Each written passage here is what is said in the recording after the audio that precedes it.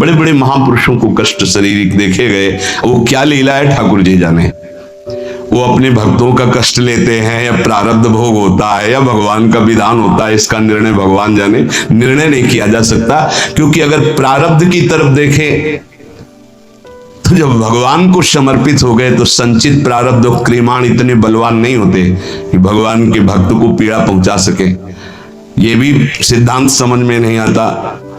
भगवान अपने भक्त को कष्ट देते हैं, ये भी सिद्धांत समझ में नहीं आता, क्योंकि इतने वात्सल्य समुद्र हैं, वो जन को सुख देते हैं, कष्ट क्यों देंगे। अब वो भक्तों का अपने कष्ट ले लेते हैं, ये थोड़ा समझ में आता है कि जो सिद्ध महापुरुष होते हैं वो अपने निज जनों को स्वस्थ और सुखपूर्वक भजन में लगे रहे, इसलिए वो ऐसा।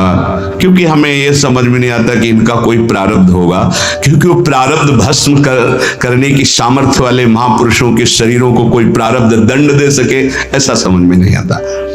भगवान को जो समर्पित हो गया, पीछे एक बार सत्संग में ध्यान कीजिए, सुनाया गया था कि नाम जापक में इतनी अपार सामर्थ्य है, वो प्रारब्ध को भस्म कर देता है, प्रारब्ध स्वतः ही नष्ट हो जाता है। कोई बहुत प्रबल प्रारब्ध हुआ तो वो भी उनकी अनुमति से उनके पास आता है, वो स्वीकार करना चाहे तो आएगा, अन्यथा वो भी भस्म हो जाएगा।